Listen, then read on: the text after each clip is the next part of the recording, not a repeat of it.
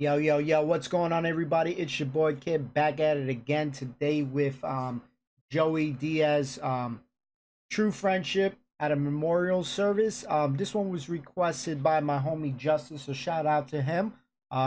Let's get it. Joey Diaz is definitely a good one, guys, so excited to check this one out. In there watching like novellas with a scale, a bag of coke, a gun, and a motherfucking chihuahua. You understand? Who fucking has a chihuahua for protection?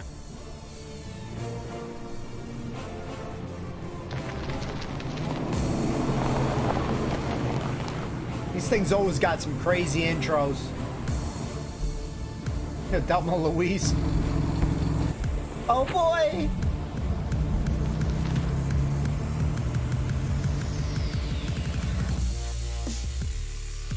Alright. This is not happening. Uncensored. Beware. Thank you. On this show, here's what happens. There's a bunch of comics telling true stories, and that's all it is. The man, the myth, the legend, Mr. Joey Diaz. The man. You know, when I was a kid, my mom had a bar and she was popular, so she had a lot of like girlfriends that hung out with her, like hot girls. But there was this one chick that she used to be kind of tight with that I couldn't fucking understand. With the friendship, like they would be on the phone all day, they would talk 5 times a day. If my mother was in the city, she would stop by a house. And then as I got older, I got the backstory that they knew each other in Cuba. And then this lady's name was Z. That's what we're gonna call her for this fucking story. Because the names have changed to protect the innocent, all that shit. So they came from Cuba, and Z married some dude and went to Chicago. My mom opted, went to New York, and like 6 months into the marriage, the guy was beating the hell out of Z. Oh, and shit. my mom and my dad drove down there and saved her in the middle of the night and took her to New York. Damn. And she was indebted to them. And this is like 1960. And, you know, as long as I remember, my mom used to go there. And I like going over to where she lived because she went on to become a huge drug dealer in New York, right? On 113th and 5th Avenue in the mouth of Spanish motherfucking Harlem, right? And it was scary. It was like The Walking Dead. You see like Puerto Ricans walking around, people fucking nodding on the sidewalks. It was just amazing as a little kid to see this. Fuck the circus and the zoo. These are real fucking animals. Like, Let's go to Spanish Harlem. laying in their own puke and shit. It's fucking tremendous. So I like going there too because she always give me like a 20 or a 50. As young as I was, she always dropped. It's a lot of money. Always That's did a lot of money blast for Coke, kids. no matter where the fuck she was. You understand me? So I would go over there, she'd pick me up, kiss me, and then go in her bra, do a line, and ask me how school was. And she went to my first communion. She did a bump kneeling down in the fucking thing. She don't give a fuck. That's a real crazy lady. That's Not one of these Cuban. ladies with a tattoo and a hat with a feather. I'm so crazy. No, you're not, all right? No, you're not. You go to yoga at Studio City. You ain't that fucking crazy, all right? Fucking crazy. Go to yoga in Compton, bitch, and then we'll talk. So, go into her house, guys. She lived on the 2nd floor of a bodega, and this is like the mid-70s. You know, you knock on grocery Z's store, door, and a black homies, guy just in open case. the door, and he'd point you to the back. And I knew I would run to the back, and she lived she had like maybe 3 rooms, you know, like a living room, but where she sold coke out of and heroin was this little room that had like beads in the front, like, you know, you opened it up and shit. And she'd be in there watching like novellas with a scale, a bag of coke, a gun, and a motherfucking chihuahua. You understand? Who fucking has a chihuahua for protection? A fucking And she chihuahua. was dark Cuban, so she had big tits and an ass. Like, she was good looking, but she had blonde hair. It was tight. 30 years before Little Kim. I mean, she was way ahead of her fucking Oh time. shit. Finally, like in the 8th or 9th grade, I figured out, you know, they were just good friends. They spoke all the time. Then my mom died. And she was the first phone call I made. And she was the first one there, you know. She made all the funeral arrangements. You motherfuckers been to regular viewings with Gentiles where they sit around and cry and it's like, oh, he was such a great man. That's great. That's great. Then there's Irish fucking wakes where people are drinking and cursing. Yeah. But then there's Cuban wakes. That makes an Irish wake look like a fucking daycare, okay? They drink 24, and it's open 24 hours. 24 hours, funeral parlor. And anything goes. People are doing lines, people are arguing, people playing dominoes, people playing fucking dominoes at my At a mother's funeral, fucking wake, damn. okay? And the first night, I hear this commotion, and I go in the hallways. Z had the funeral director by the throat because she put the wrong dress on my mother. That is a fucking friend, motherfuckers, right? Damn. Like, even, because anybody could be your fucking friend when you're alive. But to fucking be at your funeral smacking motherfuckers, right? That's true. That's true. That's a friend, right? A friend in That's me. a fucking friend, you know? So we need more friends like this in life, who's got your back even if you're dead and shit. I agree with that. Hold me down, baby. And she was checking people. Like, hey, fuck you. You didn't like her, and she didn't fucking like you. Get out. She was checking people, you know? And all these people in there, oh, we loved Denora and all this shit. You didn't hear shit from this lady. You didn't hear a word. There was no fakeness out of her. Right there, I learned what fake was. A lot of people like that. At that early age, I learned it. I saw it. Like, people come up to me, oh my God, if you need anything. And then after my mom died, I call them and they changed their fucking phone number. So That's just fucked little up. things that I saw right there. And I decided, oh my God, that's what a fake person is. I loved your mother. Oh God, take me. All that shit. You know, the whole fucking 4 days of the wake, Z didn't say shit. She would every once in a while just sit in the back and just take a little bump out of her bra. And look at me and go, and she would just watch what was going on. Even, and she was such a woman, like, men would be having conversation. I'm not talking about regular fucking guys. I'm talking about Latin, old school, machismo motherfuckers. And she would go tell them shit, like, shut the fuck up. Like, even they were scared of her. And I observed all this, like, how she had taken over from my mother. And then the last night, my mom got buried on a Monday. And that Sunday, I went outside to smoke a joint, whatever the fuck you go outside of a wake for, to get air. And when I came back, she was alone with my mother. It was the first time they were alone together. And she was kneeling down. And that's where I got it. She was petting her hair. And she was telling her how beautiful she was. And how the world wasn't going to be the same without her. And how she was going to miss her. And she was her sister. And it was just fucking mind-boggling. And then she said, and she turned, like she knew I was there. And she goes, I'm going to take care of this motherfucker. I'm going to take care of him, and I'm going to watch over him, and I'm going to make sure he grows up to be a fucking man. And I saw the meaning of friendship right there when Z was petting the fucking hair and doing bumps. She did a fucking bump right there, right? She did a bump looking at the casket. She's like, I'd give you one, but... That's like burying me a G, pouring out a little liquor for the homie. She's taking a bump and stuff, but that's true friendship right there so far. What's the difference at this point? Hard to come by. But then it was after that. She stuck to her fucking word.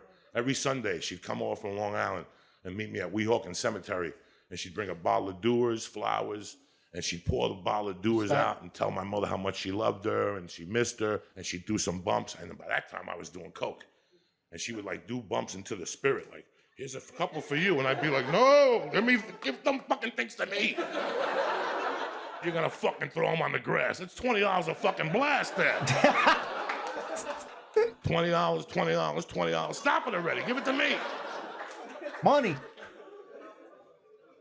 So this went on. She took care of me, guys, from 79 till 83, till I got out of high school. Every fucking Sunday, 200 fucking beans. And she'd bring me weed, a little $5 nickel bag from the city. And then in 83, I moved to Colorado, and, you know, I got into craziness and shit. But I always called her twice a week. I would send her pictures, you know. And then I moved back to Jersey. And by that time, I was a fucking lunatic, you know, and cocaine had absorbed me and stuff. And I kept in touch with her, and I would go into the city once a week and take her for a Cuban sandwich. There was a place on 118th Street we walked. And I went to Miami, and I found some friends of hers, and I beat them for like a half a kilo. And I just felt fucking bad. You know how it is, dog. One bump leads into another. Next thing you know, you're having a party. Next thing you know, you did 6 ounces of blow. It's a fucking nightmare, you know what I'm saying? And there's no rehabs, there's no hugs, you know. They don't give a fuck, you know, that's it. So I felt embarrassed. I came back from Miami, and I'd fucked these people over. I felt embarrassed, so I didn't call her. I didn't call her for like 5 months. And in January of 85, I finally got a little sober, and I called her one day, and I go, Z, what's going on? And she's like, where the fuck have you been? She goes, you haven't called me in like 5 months. She goes, the cops raided me. They took everything. She goes, my leg broke, and there was nobody here for me. And I felt fucking terrible. I let my mother down. I let myself down. I let Z down. And I was at a payphone, and I just dropped the fucking payphone. It was like a kick in my stomach. Like she had just said, you know, where the fuck were you for me? For all those years I was there for you, and you just disappeared on me. And I just felt terrible, and I walked away from the payphone. I didn't call her for about a week or two, and then I finally called, and the phone was disconnected. Damn. And I went over to the bodega a few times, and they told me that she got busted, and they closed the apartment, and I never talked to her again. And I felt like shit, and I live with that today. And that was 1985, you know, and I thought about it, and I digested it, and I swore to God that if I ever had a chance to be a friend to somebody, because you don't need 20 friends, you just need 3 motherfuckers, and you could take over a country. Okay, that's what we're confused as Americans. We think we need all these motherfuckers. You give me 3 bad motherfuckers, and you're finished. You understand me? You're fucking finished, because we got each other. I believe every freaking word he says right there. You just feel it. You feel every single word that he says and stuff like that. This is the #1 thing that's awesome about Joey Diaz, and we'll make it brief that, you know, people, there's all different types of comedy and stuff like that, but when this guy is talking, he's telling a tale. It's no difference for me like listening to Biggie Smalls. When that guy raps, he's telling the story and you hear it. It's like, you know, music to your ears. This is exactly the way I feel when he's talking. You listen and you feel every word that he's saying and stuff. It's like, damn, it hits you. And, it's great. And, great. You know, listen, man, like Ari's my fucking Goomba to the end. He might be a Jew or whatever, and I'm Cuban, but that's my fucking Goomba, and he knows that's why I'm here.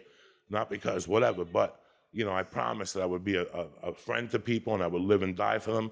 And, you know, when I look at people now, I always look at people sometimes and I go, how's that motherfucker gonna feel when I die? Is he gonna be talking shit at my funeral? Or is he gonna squeeze my daughter and come see her every week and give her a toy? You know? Interesting. And that's how I have to look at people. That's how I was raised, you know? And I always live with that guilt of not doing something for my friend. And then in 2007, I got off the blow. I quit doing cocaine. Don't ask, you know, don't clap. Nobody's supposed to do it anyway, you know? People are like, I'm off drugs. You're an asshole. You're not supposed to do drugs anyway, okay? Don't fucking break your arm tapping yourself in the back, asshole. So, right or wrong, these motherfuckers walk around with their water. I'm sober now. Who gives a fuck? It worked. You know, 2 months ago, you were sucking dick for rock at the Roxy. Now I gotta fucking shake your hand. Fuck you. Oh, shit. Where's that hand been? Fuck that. Motherfuckers don't know, you know what I'm saying? Let them know, baby. Let them know. So I got off coke. I had been off coke like 4 days. 4 days? And that was tough for me. I used to go like 18 hours, and I'm like, ooh. 4 days, damn. It's a long fucking time, you know? I was clean for 4 days, and a dear friend of mine died. She was a comedian. She died of cancer. And there was this one producer that used to mess with us all the time here in L.A. He would have these festivals and tell us that he was going to book us and then decide, oh, no, I'm not hiring dirty comics this year. Why would you have to work so dirty? He'd make us feel bad about being dirty comics. We were just expressing who the fuck we were, you know what I'm saying? So I saw him then. He had messed with me in Maryland a couple times, and I saw him at the church. Right, I saw him at the church, but it was 10 o'clock. I was a little on the stone side. I said, I might as well not say nothing. You know, sometimes you do a bong hit before church just to calm your nerves. You know, sometimes just can't one say and a I know half, about just that. To, you know, just to loosen you up before Joey church. crazy. Be crazy. And because church sucks without a bong hit. Trust me. That's why I sucked as a kid. Once you start doing bong hits, church ain't that bad. Oh, shit. It's a fucking hour. People shake hands. They give you a cookie. You know, everybody, peace be with you. You know what I'm saying? Oh, shit. Right or wrong? Peace be with you, brother. Peace be with you. Peace be with you. Let's go. So that night they had a memorial at a comedy club, and when I walk into the memorial, well, they had free food at the memorial, like this, like they buried her that day, but they had like a microphone, they had a picture where you're gonna go up and say words. Then they had free food. When I walk in, guess who's eating the fucking free motherfucking food? Z? That motherfucking producer. Oh, shit. Now, by that time, it's after 8 o'clock. The cocaine addiction is growing. I'm getting madder by the minute. Oh, I'm Cuban. shit. It's fucking just. It's gonna be fired up. It's just developing, right?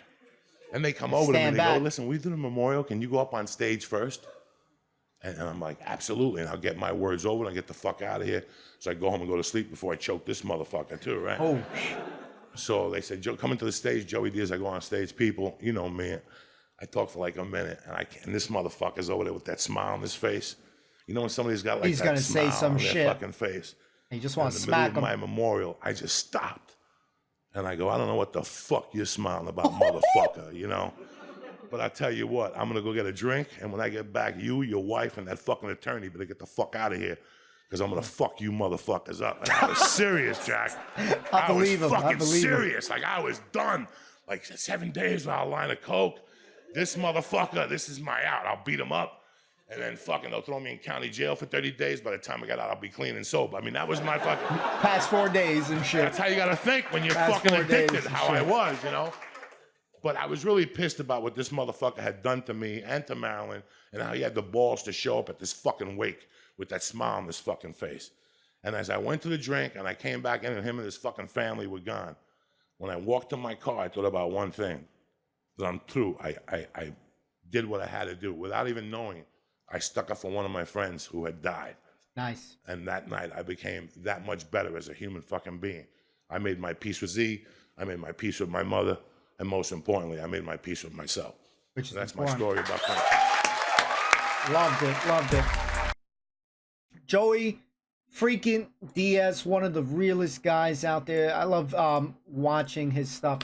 It's funny, again, it's a very different comedy because he's telling a tale, you know, it's like you're reading a book and stuff like that. So he's building up, there's very funny moments in it. But I catch every word, I'm listening on every word because it's just that important. It tells the tale better and stuff. But like you're listening to him, you're feeling his life. That's what he went through. And that's what makes him Joey Diaz today. That's one bad Cuban man. Shout out to my Cuban people right here. Love it.